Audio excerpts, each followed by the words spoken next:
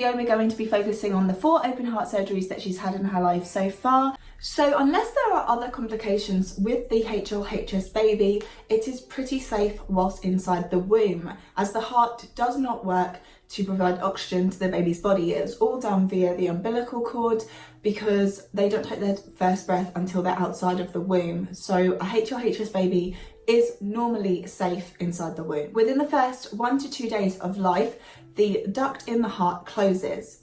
When this happens, HLHS becomes fatal. Without surgical intervention, a HLHS baby will die after that duct closes. When the duct closes, it forces the heart to send blood to the lungs. With a baby with HLHS, this is not possible, hence why it is fatal. Sadly, out of all the CHDs, which stands for congenital heart defects, hypoplastic left heart syndrome is the most severe one. The reason that HLHS is so fatal and so severe compared to other CHDs is that the left ventricle is the most important and strongest ventricle in the heart. Without it, there is nothing to pump to the body. There is another condition which is like my daughter's but the opposite, called HRHS, which stands for hypoplastic right heart syndrome.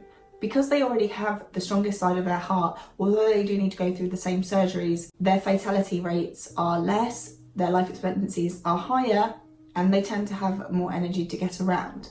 Obviously, every heart baby is different. So in most cases, a HLHS baby will have 3 surgeries: the Norwood, the Glen, and the Fontan. In Dawn Louise's case, she has actually had 4 open heart surgeries and 7 cardiac catheters. The Norwood needs to be performed within the first few days of life, because once that duct closes, their life is in danger. To stop that duct from closing prior to the Norwood, the baby is given a medicine called prostaglandin. In Dawn Louise's case, her Norwood was performed at just 6 days old. To stop the pressure from fluid build-up post-surgery, the chest is kept open. This means I could literally see my daughter's heart.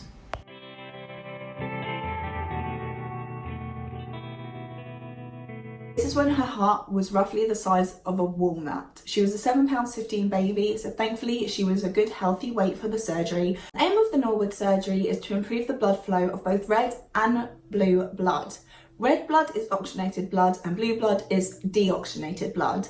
Deoxygenated blood needs to go from the heart to the lungs to pick up oxygen to take it around the body. During the Norwood procedure, they will attach the base of the lung artery, which is called the pulmonary artery, to the body artery, which is called the aorta. During the Norwood, a small Gore-Tex tube made of soft plastic is inserted. This is called a BT shunt. This provides the blood a way to get to the lungs to pick up oxygen. A permanent passage between the 2 chambers is built to further help the blood move around. Sadly, during the Norwood, there is an extremely high risk of death.